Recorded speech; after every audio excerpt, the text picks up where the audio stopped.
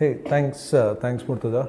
So I'll tell you something. You asked me what leaders are thinking, but to be honest, my learning is leaders are not thinking about the follow-up as a competency, and I'll remain focused on B2B complex selling. Okay, B2B complex selling means something where the sales cycle is longer, multiple people get involved, right? Typically, average deal value is high, and what I've realized that most leaders, right? Most leaders think prospecting as a competency, qualifying as a competency, presentation as a competency, negotiation as a competency, closing as a competency. And I understand, I agree, these are all very, very important competencies. But in B2B complex selling, what I realized there is another very, very important competency, unfortunately, which gets neglected. That is follow up as a competency. And unfortunately, I've seen many leaders are not aware that follow up as a competency is equally important. Now, the reason I'm saying what's happening, because typically it's a longer sales cycle. And we have seen that in the first one or two meetings, right, from the seller side, buyer side, all the key guys get involved. There is a lot of enthusiasm, receptivity from the customer end also. Everybody believes from the seller side, wow, this was a great conversation, and hopefully we'll be able to add value to the customer's organization. And a lot of time it happens after some time when the sales leader checks with the sales team that what's happening on that opportunity or account. And more often than not, he hears कि नहीं sir, वो project slow चल रहा है. The customer has not been responding. Customer has put that project on, shelved the project. So suddenly what went wrong? Because the same customer which had shown a lot of enthusiasm in the first one or two meeting, especially first one meeting, how come so many opportunities, so many conversations, they completely fizzle out? And this is where, when we went deeper over a period of time, it struck us that it is about the follow-up as a competency, follow-up as a process. Because typically what happens after that first one or two meetings, then all senior colleagues move out, and eventually it is about the sales guy. It is about the salesperson doing a one-on-one follow-up with the customer's touch point. And typically, I would say 8 out of 10 follow-ups become very transactional follow-ups. It's like, sir आपने सोचा क्या, sir फिर क्या हुआ, फिर आगे कब तक decide करोगे? It's very transactional follow-ups, which the customers don't find value in those calls or conversations, and everybody is busy. So a lot of time, I'm not saying that customer is deliberately trying to act bad or something, but he's also busy and he knows that this guy will ask for this project only, and the customer stop responding, stop picking up calls, stop responding to emails, and eventually it fizzles out. And you will always see there is that 10% of great sales guys. Now the way great sales guys do the follow-up is completely different than the way average hardworking sales guys do the follow-up.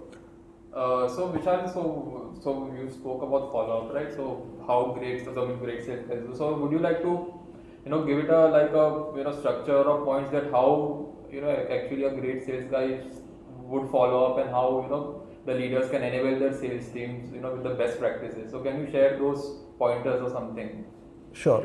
So whatever I have learned, whatever we as a team have observed, whatever we have conceptualized, I'll share my thoughts.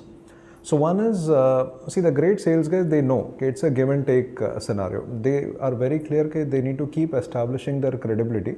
At the same time, they need to uncover important information. They also understand that eventually if they are going to lose slow, then the great sales guys know how to lose fast also. So they keep uncovering all this information. Yeah, so I'll just make it simplified.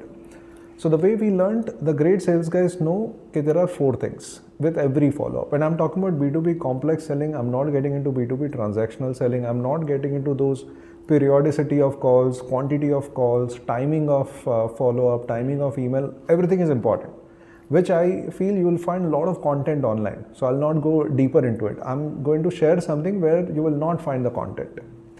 So the great sales guys, first thing they know that they ensure their credibility goes up with every conversation, every interaction, be it a phone conversation, be it an email conversation, anything. So that is one. So the second part, right? I mean, the great sales guys also know that one, they need to keep establishing credibility. So that is the first part. They ensure with every conversation it goes up. The second part, they also know that they need to uncover something important with every call, because the great sales guys are customer centric, but they are also very conscious or smart about their time, right? So for example, the key details about that opportunity or a project, right? Okay, they want to know what is the customer's decision making criteria. They want to know what is the customer's buying process. That means between now and the PO, what exactly would be the steps. They want to know what is the customer's current decision making stage. They want to know what are the competing alternative customer is exploring. These are all the important details. For everybody, we have created our own, framework called Identify, which we have got a global copyright approval, which in a way captures all the important information about the opportunity or a project. We can have a separate conversation to explain each of the entire Identify framework, right? Should I move to the third point? Third point. Yeah. So the third point, the great sales guys know that it is not only about uncovering, because look at the real life scenario. If you just keep asking your customer questions, eventually customer also will get irritated. Customer will feel this guy always calls up and keep asking all these questions, and customer may not be comfortable opening up. So the third part, which is also another important part, great sales guys always try to influence the customer with some insights, some expertise, some insight, some industry best practice with every call.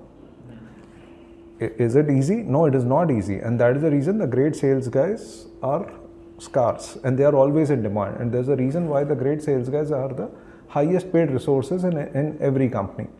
So the point is they influence the customer with an insight or expertise or, with every conversation or every follow-up transaction. And the fourth part. Fourth is, let's understand the way sales guys are focused on winning that opportunity, meeting the target. Obviously, customer also has his or her appraisal objectives.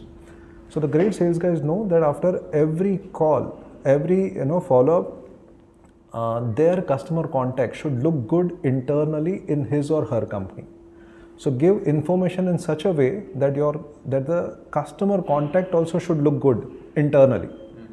The customer's credibility also should increase in his or her organization internally. So these are, I have seen the 4 parts. One, I'll repeat, right? Just to summarize. The great sales guys know that their credibility ideally should go up in every conversation. Second, the great sales guys try to uncover important information with every call because they keep progressing towards closure, or if they're eventually going to lose, then they know how to lose fast.